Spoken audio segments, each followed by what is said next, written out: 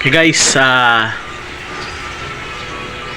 ito charge natin itong ating solar power station. So ito siya, dumaan siya dito sa ating wire, no? Positive, negative. Then papunta doon sa ating solar power solar charge controller. Ayan. So 13.7 full charge na to, no? So full charge na rin siya, oh. 12.6 volts. And guys, ang ating solar panel. Yan. So 100 watts yan na solar panel. Okay, lagyan natin ng tubig.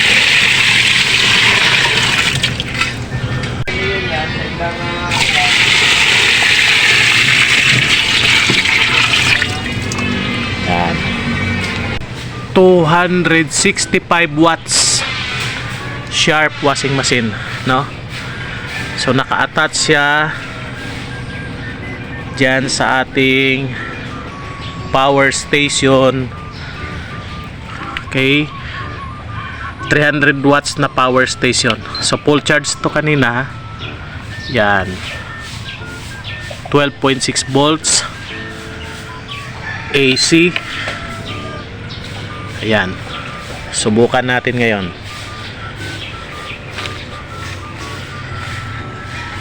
Okay,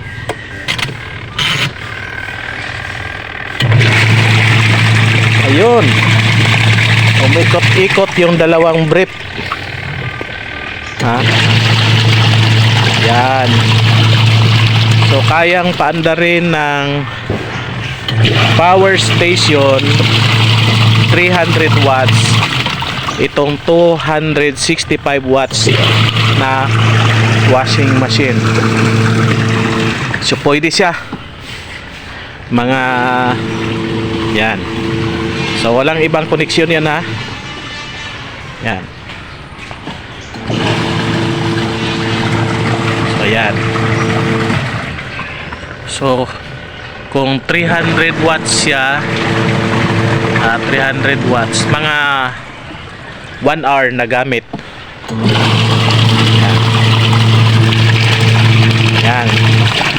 Loya sa duha ka brief na ko.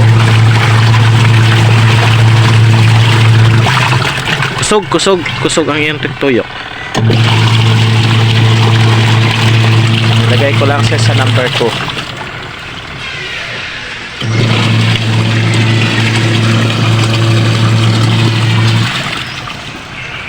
So kung quick-kwintahin natin, 300 watts ang power station, 265 watts ang ating washing machine.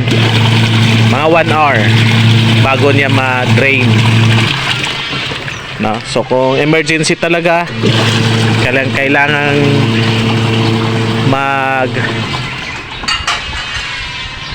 washing machine at brown out, or kung mayroon namang solar panel kagaya nito na charge sa solar panel, dapat pala doon ako mag washing machine katabi ng solar panel ko para continuous ang kanyang charging.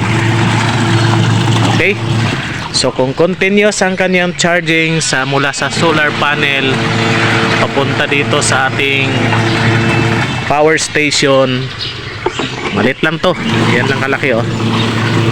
Parang pinalaking ano lang, power bank.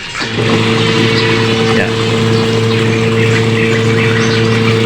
So makakatipid na tayo sa kuryente. Okay, so hiwalay ang puti sa tricolor. Okay guys, hanggang dyan lang.